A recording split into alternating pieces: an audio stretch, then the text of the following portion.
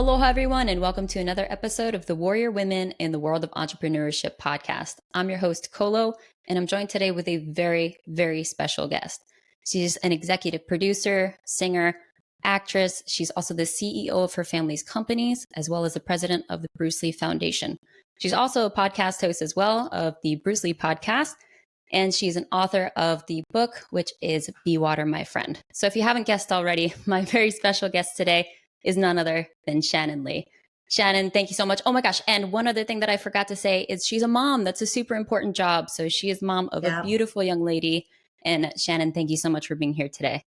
Thank you, Kolo. I'm so happy to be here. This is like truly an honor because, I know that I'm still a growing podcast and I know that you definitely didn't have to be here today, but it means so much to me that you are just, and it just shows who you are as a person. So thank you so much again. And to start this podcast, I mentioned all of those things. That's a lot to deal with and contend with. And you're here with a beautiful smile on your face. So Shannon, I just want to ask you more about what got you to that point, right? So where did you start in your life? Like, what was it that you wanted to do? I know there was a story where you were talking about you were practicing in the bathtub as a kid, accepting your your award, Yeah. So your Academy Awards. So where did that start for you? And, we'll kind of come up to where you took over your family's businesses and, Yeah.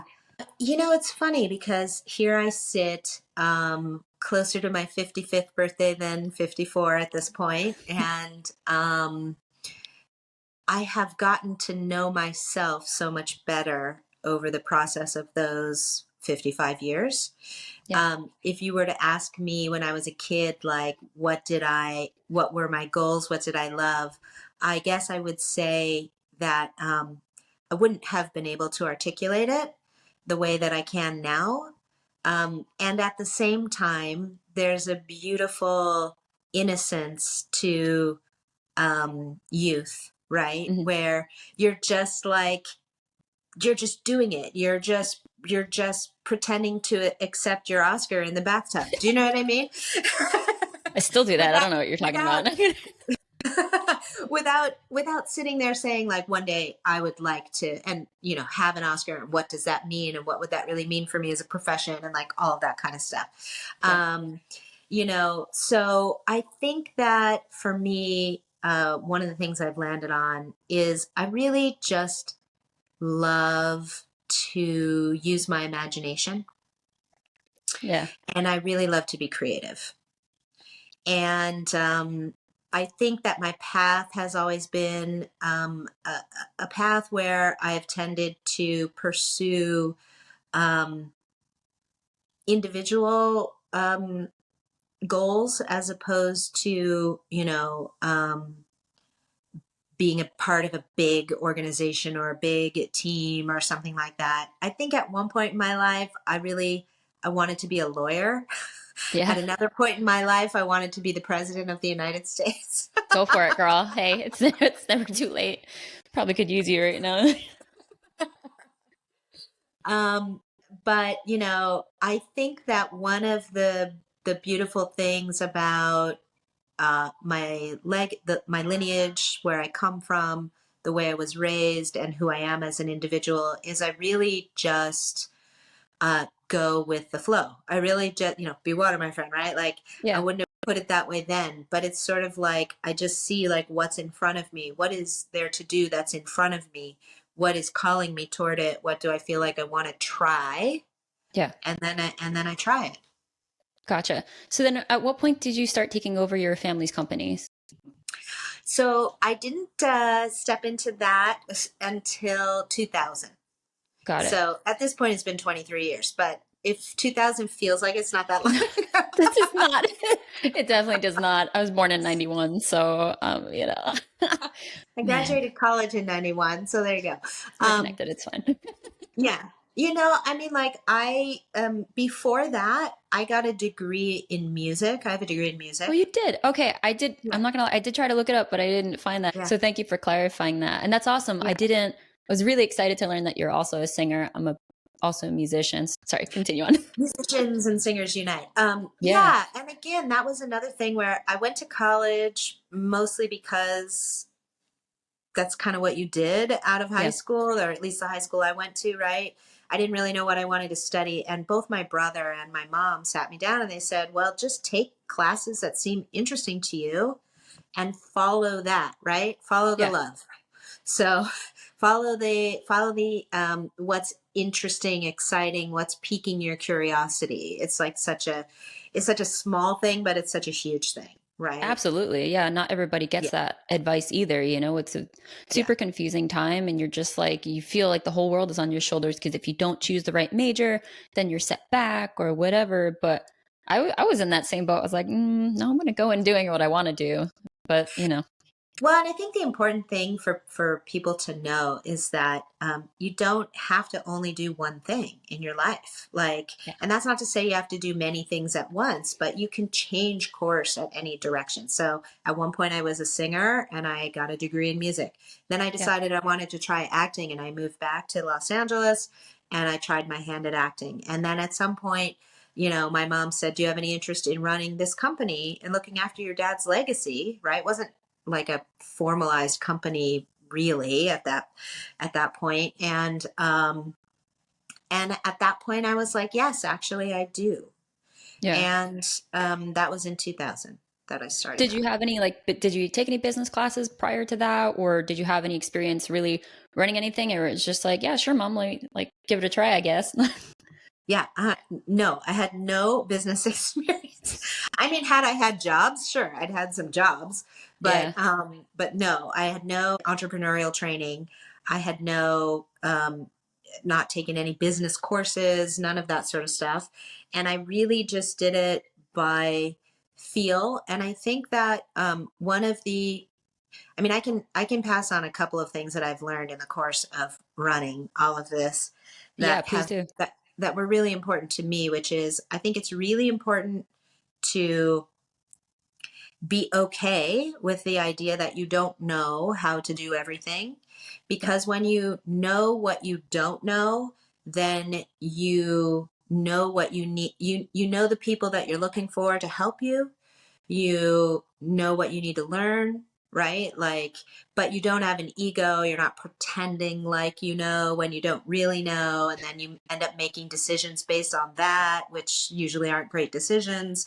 Yeah. So that's one thing that's been really useful to me.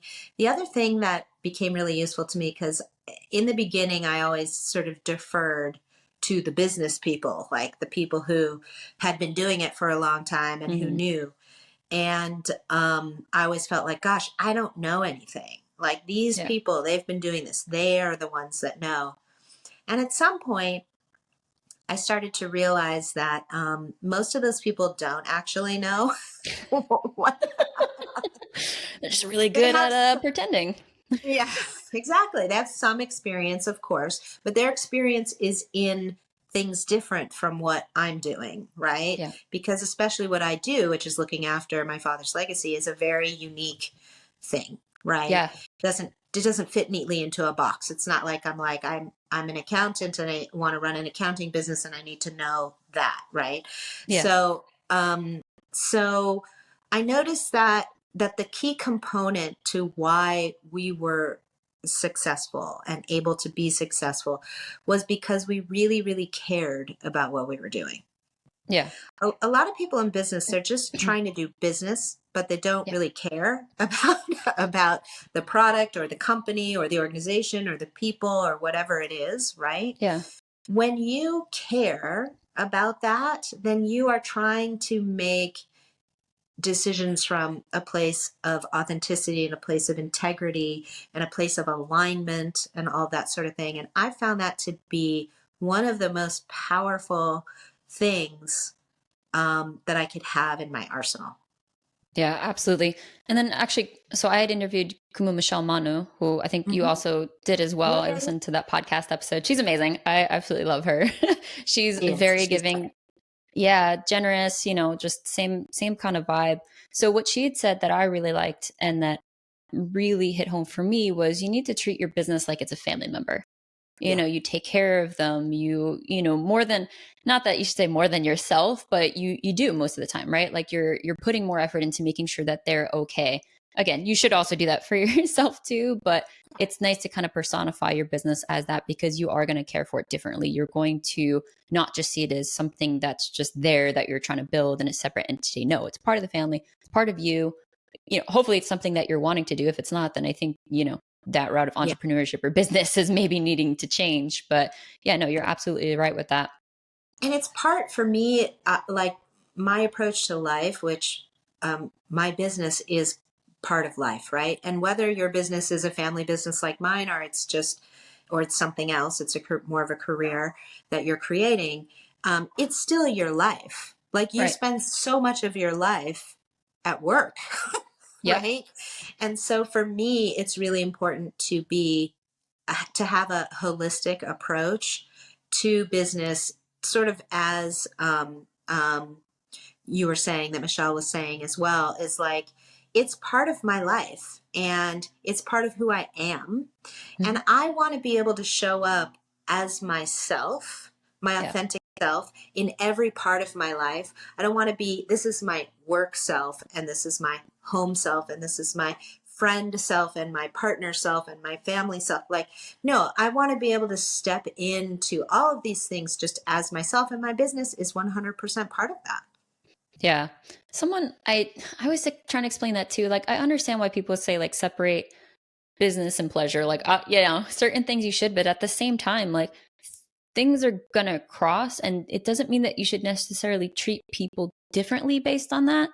Right. Like you shouldn't treat me differently because I'm paying you. I don't know. Like I guess certain things you should, like, there's definitely different ways and more respectful ways of like acting and behaving, but I don't think it should integrally like change who you are as a person. Like, I just didn't get that. And they just compartmentalized, like at least the person I'm referring to, they Yeah. compartmentalized so much that I was just like, that's messed up. Like, why would you treat this person with way more respect than this person? Like, you should treat them with respect, period. And then you can figure out Yeah. where the place is. I don't know if that makes sense, but No, it makes total sense. I think that that's something that people do a lot, yeah. is compartmentalize. I think that, the thing that guides me a lot in my life and in my work also is my father's philosophy, and my Mm-hmm. work is my father's legacy. So Yeah. that would make sense. But one of the things that he would say is exactly that. Like, you don't want to compartmentalize. You want Yeah. to, try for wholeness, for oneness. And I think the thing that people often misunderstand in that is that within me being myself and within me being whole and authentic, I can still have boundaries. Yeah. I can still have, Yes. I can That's still an have important word. boundaries. I can still have, like, want there to be integrity in those relationships. I can still want there to be, appropriate times for business and appropriate times for taking care of myself or being at home. It doesn't mean that it's just a free for all. Yeah. Yeah. Yep. It's a very Yeah, fine line. It's like trying to split that jab, It's like if you go too yeah, early, it's like you got to work that timing and that line of attack. So, 100%, 100%. and don't worry, it's not just you that I refer to the martial arts and all of this. It's literally in every one of my podcasts. So it's really nice to actually have someone who has a very in-depth relationship with Jeet Kune Do. So once Yeah. again, thank you for being here for that. Do you still practice at all, or not really? I haven't been practicing that much recently. Yeah. It's one of those things, I mean, I did for many, many years. And then Yeah. I go back to it from time to time. Yeah. I actually just moved recently. And so I'm still need to get like my gym setup going and all of that. Yeah. So, to have a place where I can practice. So I'm looking forward to doing that. And I just find that there is so much value even in as I get older. I'm like, okay, I got to get a heavy bag going, because sometimes you just have so much energy and emotion sort of going through your body and you need a place to put it. Yeah. Yeah. Also with that, it's just like you definitely lose it, and it's not a fun feeling when you've been like adept or like really decent Yeah. at it, right? You've gotten really good, and then what I really enjoyed about what you shared in your book was your own ups and downs too, with fitness and Hmm. different things like that, which have to do with, I think, the business life and things maybe not necessarily flowing as well as as we would like them to. And, Yeah. I personally also experience these ups and downs. And when I feel that in my body, I feel it in my business. And it's just, it's a snowball effect too, which it's hard to kind of come back out of that. But, the mantra I've been going with lately is activity breeds activity. I think somebody said that to me. And every time I do something, whether it's like pushing myself, like I was like, oh man, I don't want to do this, but I do it. I mean, some days, guys, if you really aren't feeling it, you're like going to hurt yourself. Don't do it. But Of course. on a daily basis, like try just to do something little. Get some sort of activity in there and get like your brain flow going too, and things will come of that, which I think is really nice. But again, I'm dealing with one of those moments of a fluctuation going up to a point where I don't want it to, and it can be Yeah. super discouraging as a personal trainer and an instructor. So I appreciate that you shared that too. Yeah, I mean, I have to say, ups and downs are our life. Like they are the constant of life, actually. The Yeah. inconstancy is the constant. You know what I Yeah. mean? And so it's just what can we learn from that? How can we adapt? How can we adjust? Right? Yeah. As we move through those ups and downs. And, my father has a quote that what you were saying just made me think of, which is action is the high road to self-confidence. Yeah. It's like when you take action, you're learning, you're growing, and action begets more action, right? So then you start to gain in confidence. You're like, oh, I did that. Maybe I can do this. Yeah. Oh, now I did that. Oh, maybe I can do this now. And all of a sudden you're gaining in growth and in confidence. Right. And that's through that practice and repetition, right? Yeah. It's like, and then when we're without it, you just feel it and you get stuck in there. So, going with that, what have been some of the most difficult things? So, we talked about your family businesses. We haven't really hit on the Bruce Lee Foundation yet, but Mhm. among other things, right? Being an executive producer of Warrior. Um, but we're just going to kind of combine that all right now for a second. So, Yeah. what have been the most difficult moments for you, and how have you processed getting through them rather than getting stuck in them? I mean, all of it is challenging, Sure. Yeah. Yep. but Wouldn't be worth it otherwise. I happen to be a person who really loves a challenge. I like to take on a lot, in part because I like variety. Yeah. I don't like to do the same thing over and over again every day, and so I get to express myself through all these different mediums, which is really fulfilling for me. I think that I think sometimes there's been paralysis that has happened in there being too much choice, Yeah. and then not taking action because I'm like, well, should I do this or should I do this? Or Yep. should I go this way? Or this person said they wanted to do this, and not learning how to focus and learning to really be with myself to say, wait a minute, hold on. Yeah. What's important for me and for this business? And who are the people, like another big one is who are the people that are good partners, are good people to work with? That's always a really hard one. Yep. And then, if you're running your own business, you're managing people, and that can be really challenging because people are challenging. We all have, personalities, and People are challenging. Yes. people are challenging. Yes, they are. Yep. And myself included, like we all have our little, little things that we are working on in ourselves. And then, you asking for what you want, figuring out how to communicate effectively. I always believe that the best way to communicate anything is with as much kindness as possible. Yeah. It doesn't mean you can't say the hard things, but you don't have to be a jerk when you say the hard things, Right.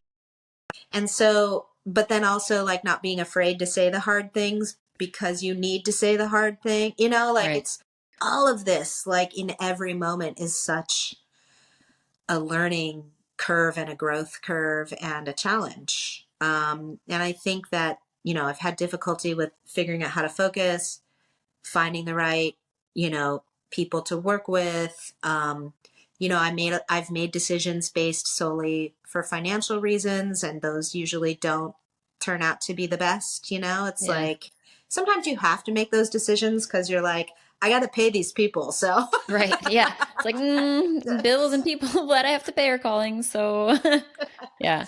It's a so scary there's, time too when it happens, it's heavy. And I think that's that fine line of needing to care about, I mean, technically you're still kind of caring about other people in that moment, right? But you're also still caring about like what you're able to provide. And, it's that fine line of, because you were talking about earlier, people not caring about the business, right? Not caring about the yeah, product or the person, the legacy, right?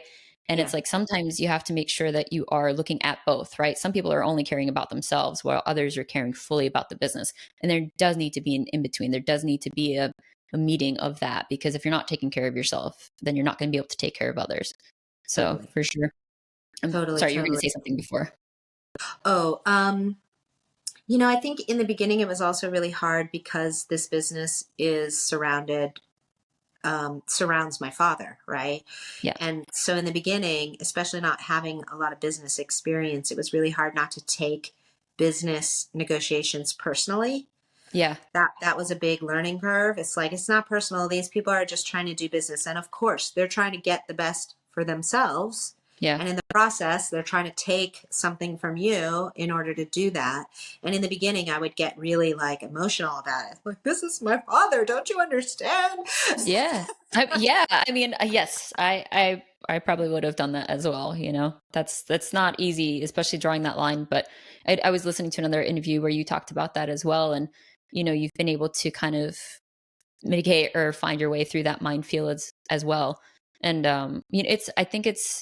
I love that you've gone into talking about your father and being able to continue on with his legacy. I know it's not the same necessarily at all, but I lost my grandma last year, who was Oh, my heart and soul. She was like the protector. She was a matriarch. We'd sure. have like talks at her oak table, like everybody'd come in, doors always open. Yeah. Um, but talking about her every day, just like she's still here, is Yeah. is it's weird to say keeping her memory alive, because I'm like, she's still here. Like, so I appreciate that you do that, and that, you've been able to deal with a lot of, I don't want to just say hard things, but a lot of very challenging things in your life that other people probably couldn't even imagine. So, Yeah. I appreciate that. Yeah. Well, thank you for sharing that too. And I'm sorry for your loss. And if it's, I don't know what your specific beliefs are, but I believe very much that that they're still with us. Yeah. Energy is still with us. It's still guiding us, still supporting us. So I feel that very strongly in what I do. And, I think another big thing is really, this idea of not taking it personally is also an idea that can be shared out into life. You could put it toward martial arts, you could put it toward Yeah. anything. It's like figuring out like how to walk in another person's shoes and have compassion and understanding for their experience is something that can be a great equalizer, right? So when Yeah. I'm in a um, business negotiation and the other person's like really being aggressive, Hmm. I can stand back and be like, okay, well, they're just being aggressive because they're trying to do right by their business and by their, da, da, da. And, maybe they're not a great human being and maybe they are. But if they're not, then I get to make the choice whether to do business with them or not, you know? Yeah. So, at some point, if it's getting too egregious and I'm like, yo, you're just, you're just being greedy and power hungry now, Yeah. like we're done. But that decision, that control is in my hands, Right. and if I don't need to demonize the other person because they're just doing whatever they are, whatever they have learned to do up to this point. Right. It's your practice through responding, not reacting. I think Yeah. you'd said that in the book as well. I think that was from Yeah. your father, yeah. Which Yep. I have actually taken. So, by the way, guys, in case you haven't realized at this point, Shannon Lee's father is Bruce Lee, my Joe Bruce Lee. So I don't think I said that actually earlier, but now you know. So that's who we're talking about. The Hoorah. legendary Bruce Lee. Yeah, Yeah. Whatever, Yeah. just dad to Miss Shannon I'm over sure there. you've heard of him. Yeah, Probably. maybe once or twice. um, but oh man, there's so many things I want to attack in what you just said too. There's a couple of things. So I thought about it earlier. Um, First off, how are you with confrontation? Are you one that thrives in it, or are you one that's like, oh man, I got to deal with this right now? Like, do you get any sort of like fear? I mean, I think 3 years of practice, the fear kind of goes back down. But is that something that you felt in the first place, or how do you deal with that? I think, I think it's really dependent on the situation. I think Sure. my response has been different in different situations. I think I've had to learn. And by the way, the practice of martial arts is an excellent modality for learning how to deal with confrontation, and not just the other person, but what comes up in you, Yeah. right? Dealing with the fear, dealing with the anger, dealing with the, sadness or whatever it is that comes up in you, and then having to keep going through that Yeah. anyway, right? Yep. It's like I can't just crumble and in a fight and then let this person beat me to the ground. If I'm feeling fearful, I still have to keep going, right? Yeah. So that's why I really advocate a lot of times for just even a small amount of martial training in whatever realm or form you want to do, because it really is such an intense situation to put yourself in, and those feelings really do come up. Yeah. So, I think in my life, I've tended in interpersonal relationships sometimes to be kind of like afraid of Hmm. saying the wrong thing or upsetting someone else or, all that kind of stuff.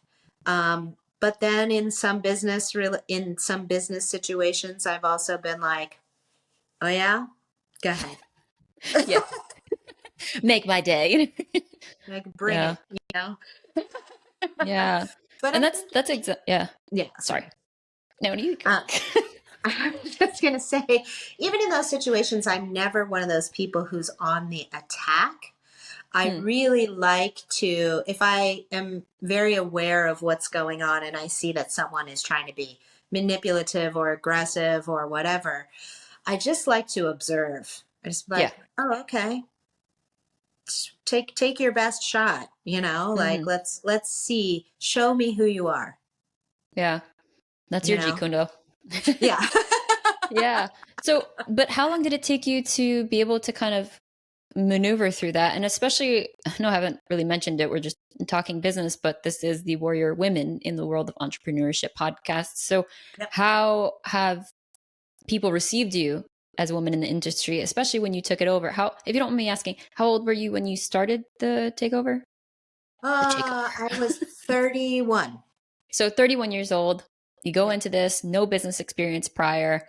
Mhm. Um, like, what's the room you walk into? How are you received? Like you said, you dealt with people who acted like they knew what they were doing and didn't always. So, Mhm. how did you navigate through that? I think that so when somebody wants something from you, they're always very, very nice, very Hmm. gracious, right? There Yeah. are a lot of people who are big Bruce Lee fans too, so Hmm. they're excited to meet you. Yeah. So I would say that in general, most people are really gracious and excited initially, Hmm. but then they they want something that you have, and I have been treated like an obstacle in the way of what they want. Yeah. I have been treated like, well, you don't have any experience, so why would I treat you as an equal? Hmm.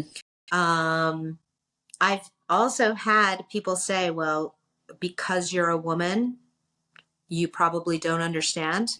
Oh, I can't. Oh, all right. I'm good. Hang on. Swallow I'm that for a like, second. All right. you don't I'm good. understand. I'm understanding a lot right now, actually. Hmm. Hmm. Oh yeah. It's like, oh, okay, um, please tell me more. Mansplain me. Yeah, go for it. yeah, I've had people they just want Bruce Lee. They see Bruce Lee as a bright, shiny object. They know he has global recognition and they want to use that. They want to Yeah. capitalize on that. And they're not really respecting that. And they're not really respecting me as the person who stewards that, right? Yeah.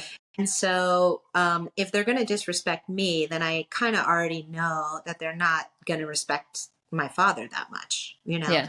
because anybody who is going to, I mean, if there's anything I know, it's that my father loves me, loved me, loves me, and would want the best for me.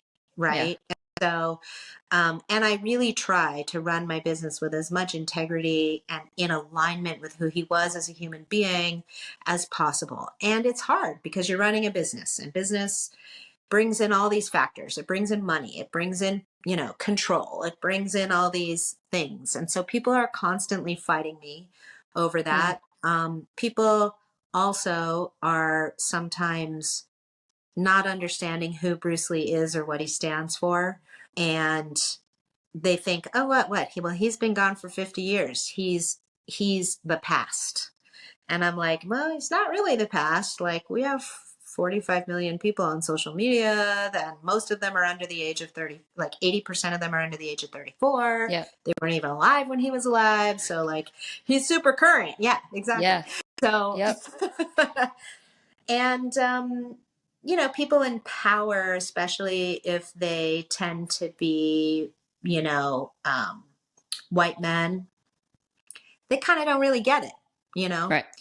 And so, yeah, it's a lot to wade through. But, my father was sort of the master of this, right? He was like, I know that what I am doing and what I want and who I am is valuable. And so I'm just going to stay the course with that. Like, if these people don't get it, then they don't get it. I don't Yeah. need to try to get them on my team. I just need to find the people, it's like find the others, right? It's like find the people who get it, who get you, who want to support you, and keep moving toward your goal. And I think that's going to be helpful in what I was going to ask you next. But, Mm. talking about your father, it always seems like he had that confidence, just always, right? So, and again, you're talking about in your book, I hate saying it's hard to do. I always say it's hard to do, but it's a challenge to do on a daily basis. And it's, so what do you do to remind yourself of the value that you bring? And how often is that a struggle, or has that become more easy with your experience in life? It definitely gets easier with experience as I've now I've been doing this for 23 years. And Mhm. at some point, finally, I think it was around the 20-year mark where I finally was like, you know what? I've been doing this for 20 years. I know what I'm talking about. Yeah. Yeah. At this Yeah. point, I know what I'm talking about. Okay. Yeah. And it still stinks too, because other people tend to try to make you feel like you don't. I think that's always Oh, going to be a constant, no matter what age or experience you have. And especially as women, like, again, this podcast is for anybody to listen to. So I'm not of trying course. to make it just about like women, but I am trying to showcase and bring you guys, ironically, you ladies to light on what you're doing and how you're able to navigate that world. Because I think these are very important lessons that everybody can learn from. And whether we're receiving that as women or, other people who just maybe experiencing that for other reasons, right? Like Mhm. either they're inexperienced, they don't have that, or they are experienced, but they're not seen as equals. So how do we contend with that? And again, it's really like you said, and like your father is explaining, Joe, Bruce, keeping yourself as whole as you can through doing what you love and making sure that you stay current, you stay up to date in what you're doing, and know that you have that value.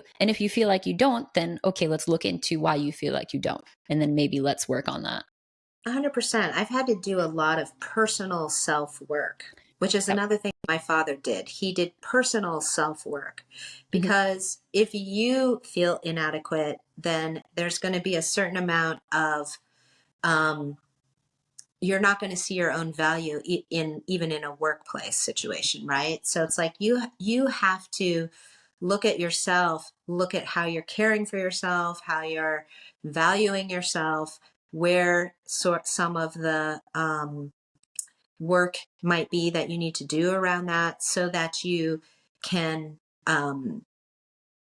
step in there. Like, I'm not the kind of person who steps in there wielding a sword, you know what I mean? Like, or nunchucks or whatever weapon you want to put into my hand. But if I just show up with confidence, that's it. That's all the power that I need, right? Yeah. Is to know that I have value and that Yeah. and that if there's something I need to learn, or there's some, then great, I'll teach me, show me, let me try it, let me grow into it. And I do have to say that this, a lot of this really does come, it comes with from two things. It comes from the self work, and it comes from time and experience. As you gain time and experience, at some point you're like, oh, you know what, I know what I'm doing now because I've been doing it for a while. Yeah. You know, and sometimes, and if you want to shorten that gap, if you want to shorten the time and experience gap, then do the self work. Yeah. When did you start that journey for yourself? I'll just kind of end on that topic with this Yeah. question. Yeah. Gosh, you know, the whole reason that I got into stewarding my father's legacy, because I didn't have to. My mom came to me and she said, I'm looking to kind of take a step back. Is this Yeah. anything that you would like to do? And I said, yes, I would. And the reason I said yes is because, you know, when my brother was killed in 1993, it put me into a very deep depression and Yeah. very dark place. I was really struggling, just like on a daily basis, to go through life. Mhm. And I happened to come across some of my father's writings, and you've listened to the book, so you know. And I came across this quote that started with the phrase, "The medicine for my suffering I had within me, but I did not see it," right? Yeah. But I did not take it, you know. Right. And then the quote goes on to say, you know, and I now realize that if I want to find the light, then I have to be like the candle and be my own fuel. And that put me on a path. This is probably like 1996 or some 95, 96, a couple years after my brother's death. It put me on a path to start to seek my own cure. Hmm. And a big part of that was my father's writings, my father's words, my father's teachings, you know, Yeah. training in Jeet Kune Do, like all of that stuff was all supportive of my process of beginning to sort of start to peel the layers back and go like, okay, how do I feel better? How do I feel better in my life, in my body, you know? Yeah. And that has been an ongoing journey with ups and downs, right? Because like Yep. sometimes you do kind of work and you're like, oh my God, this is it. I'm cured. I'm perfect, you Yeah. know. And you only to discover like, no, you've only just like uncovered the first three layers. Yep. Yep. There's always more, but the thing that I think that and so it's been an ongoing journey up and down. And there have been times when I've gotten away from my personal work, and then I've stagnated a little, and then things have come up that I've had to deal with, and then I've had to step back into my personal work, you know. And it's just like training, right? Like sometimes you train Yeah. really hard and sometimes you get away from it for a little bit, right? And then when you get away from Hmm. it, we talked about this already, right? Like Yeah. then you're Yeah. like, oh my God, like I'm stiff and I feel weak, and then you're like, oh right, because I'm not doing the thing, you know. Right. So, Super bloated or whatever else. It's just like, why are my clothes not fitting the same? And it's like, are people going to want to train from me because I look like this? And yeah, that's more of a personal thing here. But it's like you're saying, it's like peeling back those layers. And the hard part too is like once you realize where it's gone again, if it's on the not so upslope, you're yeah, like, oh, all right, well, now I'm changing what I'm doing. Why do I still feel this way? It's like, well, duh, it's going to take time to get back to it. It's so easily lost and so hard fought to gain. And it's just like, but, you know, again, everybody's like, well, it's worth it. Yeah, it is, but it's finding what works for you and making that a consistent thing. You know, like you're saying, like the medicine was within yourself. You just have to be your own fuel. yeah, I don't know why it's happened to me, but I don't know if I'm going to blame it on my 30s, but in my 30s, I found that like I really have to rely on a support system. Like yeah, if somebody's not going to train with me, I end up not training, which is not good. Or maybe I end up not doing it as intense as I would have like in my 20s. And it's really frustrating for me, but you know what? That's just what it is right now. And so I found a good support system and like subs that'll come in, you know, to come train with me for my own fitness. And I'm very much so, I grew up an athlete. I played different sports, and having that I guess outside source of motivation really helped me to just keep up with that, because you have a goal. I'm a very mission oriented, and I realized that. So I guess part of that learning, like you're saying, peeling back those layers, is figuring out how I can make that fuel for myself in that. But yeah. So, Yeah, and it's also just about accepting yourself and yeah. accepting who you are and where you are. I mean, like for me, similarly, I work out with a trainer a few times a week, and there have been times in my life where I'm like, I am not good enough if I can't push myself to work out. I shouldn't Yeah. have to use a trainer. I shouldn't have to pay for a class. I know how to work out. I can run out my door and run 7 miles if I want to, Yeah. and then I don't do it. And then I beat myself up, and then I feel awful. And then I pay a trainer or I go to a class. And finally, at some point, I'm just like, this is just who you are. You got a Yeah. lot going on. It's hard sometimes to motivate yourself. You don't always feel like working out, but if you know that you've paid someone and they're waiting for you, you will show up. Hmm. So just show up, Just show up. Yep. Super important for fitness and for anything. If there's things that you're not wanting to, I found that too. It's like, or sending an email or whatever, like just send it, just go, just show up, because then you can figure out how you feel.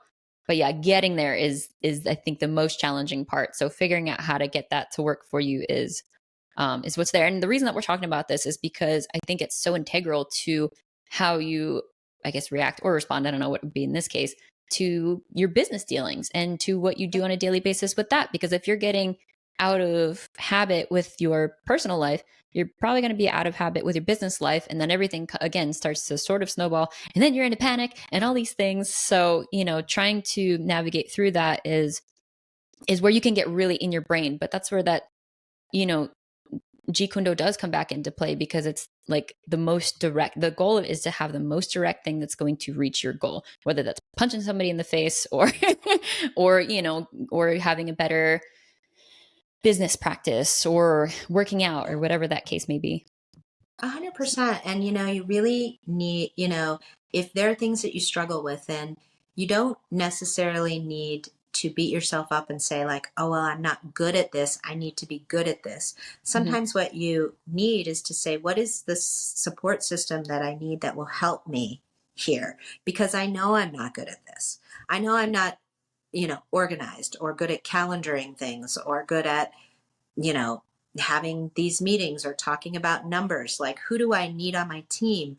What business system do I need to put in place to support me? And I think that one of the things that people don't realize is those structures are there to support us so that we can be free. You Yeah. know, One. you Mm-hmm. think of freedom and you tend not to think of structure, or you tend not to think of being grounded, but you need that grounding. You need that support in order to grow as big as you can grow, in order to create as big as you want to create. So it's that yin yang of life, Yeah. and we 100%. need it.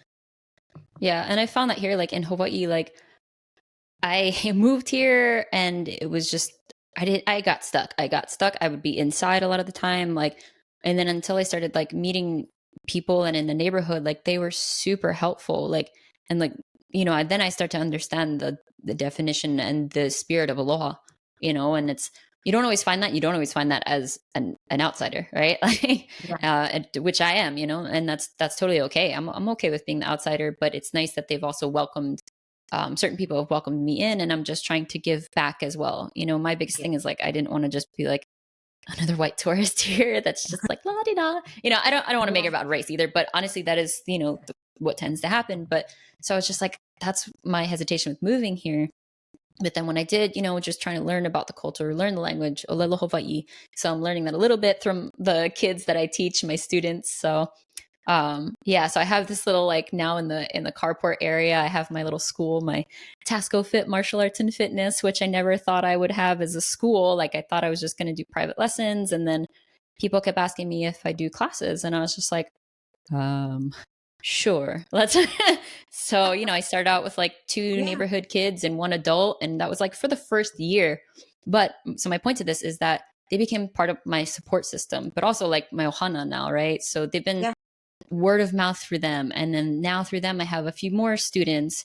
I could still use a few Mhm. more, but I'm super grateful for what I've been able to do. And, my training was out of New York, which is how I started to understand Jeet Kune Do and Bruce Lee through Anderson's Martial Arts Academy, which I really appreciate being there because there was a high level of technical skill.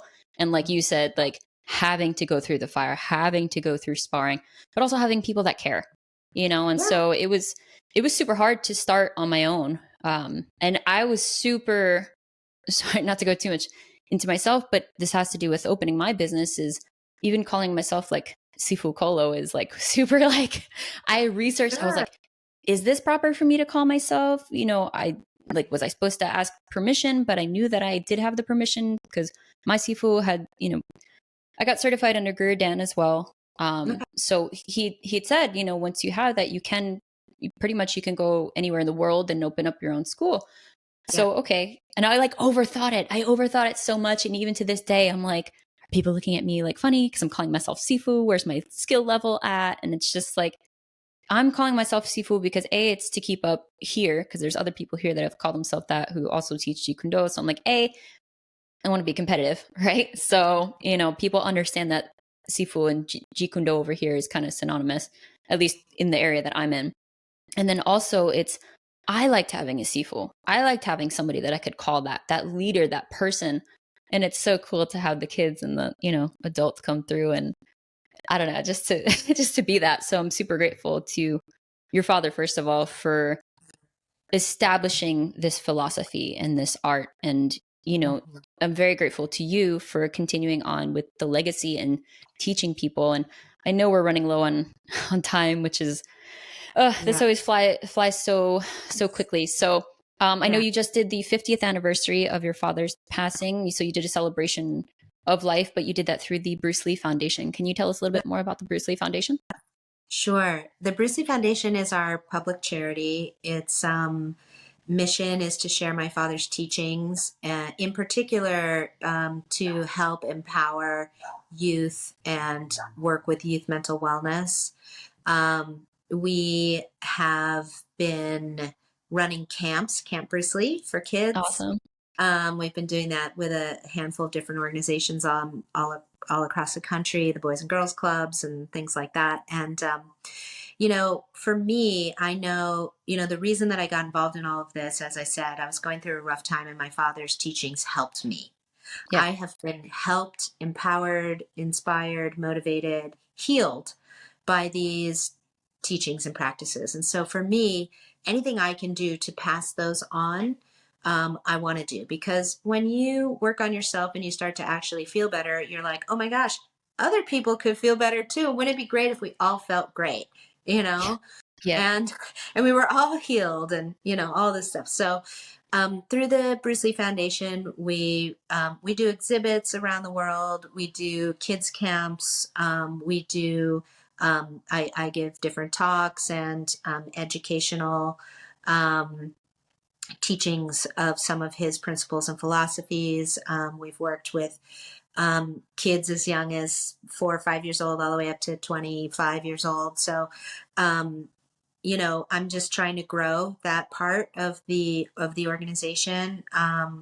We're really wanting to get the teachings out there to as many people as we can, and in particular, underserved communities and people who might not have access to be able to, buy the books or go and train or that sort of thing. So, and of course, we incorporate martial arts and into that as well. Yes.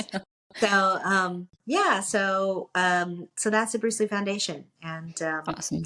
it's separate from the Bruce Lee family companies where we do Mm, the TV and film stuff and the licensing and all that. Like, this is sure. really our opportunity to educate and heal and inspire as many people as we can, and the next generations of people. Yeah, which I'm sure helps to refuel your own energy as much as it can take it away. It's always nice to get that. And you're doing all that while also being the executive producer for Warrior. So that's on, I think that's currently on HBO Max. Yeah. Since the recording of this episode with Shannon, Netflix has taken over Warrior. So please be sure to go onto Netflix and catch the first 3 seasons of Warrior. Give it a thumbs up so that we can hopefully have that 4th season on the way. Enjoy the show. So that's where you guys can catch that. I would have loved to have talked about that more, but unfortunately we are running low on time.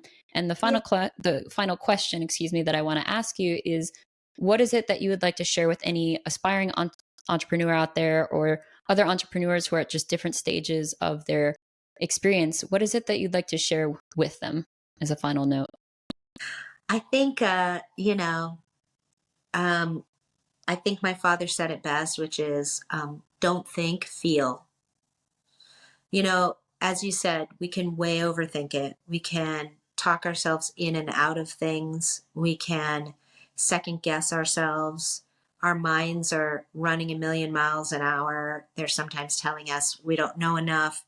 They're sometimes telling us that we have a chip on our shoulder and how dare someone treat me that way, you know. But Yeah. I find that in the running of any business, in the running of life, it's like, well, how am I feeling? How is this making me feel? Is that how I want to feel? Or does this feel good? Or how can I, if this is making me feel not good or negative or angry or upset, how can I say no to that or Yeah. transmute that into something positive? And that's just to go with business, right? Yeah. It's like, should I hire this person? Should I not hire this person? Well, how do I feel when do I feel like this person gets it? Do I Yeah. feel like there's an opportunity for a real authentic connection and that they're really showing up for the right reasons? You're going to make mistakes. You're going to think Yep. someone is authentic when they're not. But as soon as you discover that, it'll be because you can feel that there's something off, right?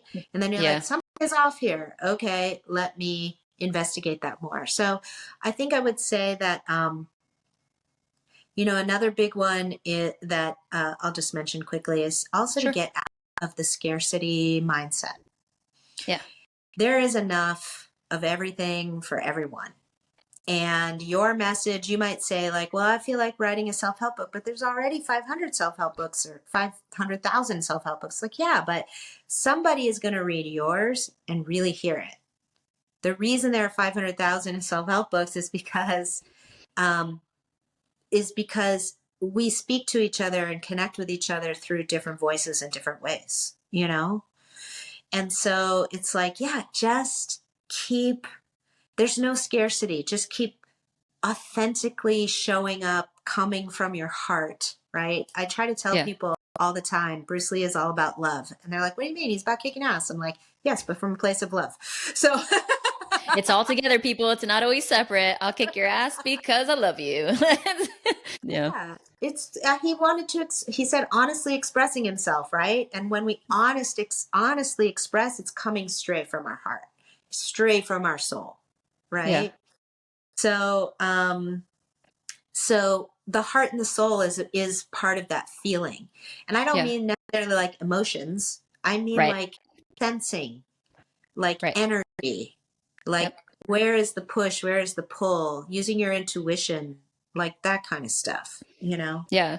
Lastly on that is like, I found that there is always a push and a pull, like simultaneously. Like even when you're doing movement, like I think I just realized that in the past couple of years, it's like when you're even pushing back, you're still pulling through your lats, or you're pulling through your transverse abdominis. I don't know. Yeah. But there really is always that physical push and pull and mental. So Yeah. Shannon, thank you so very much. I'm going to link everything in the description below. I would keep talking to you forever, and who knows, maybe I'll get to have you on another time in a year or so and see where you're at and see how the show Warrior is going, see if you've written another book. And you are a part of this community now, the Warrior Women in the world of entrepreneurship. You always have been, but specifically to this podcast. So you see anybody or anything that whom you want to connect with, just reach out, and I'm here Okay. for you too, anytime Yeah. you need. So I'm Oh, very happy to be helpful where I can be. thank So, you. Well, thank you. I'm honored and thrilled to be a part of this community, to have had this beautiful, connected, real conversation with you. Thank you for reaching out. And yeah, I'm happy to touch base again in the future. perfect. Thank you so much, Shannon. All And Thank you so much. And thank you to all of you out there for listening into another episode. And I hope that you've gotten out of it as much, if not more, than I have. So thank you so much, guys, and aloha. Aloha.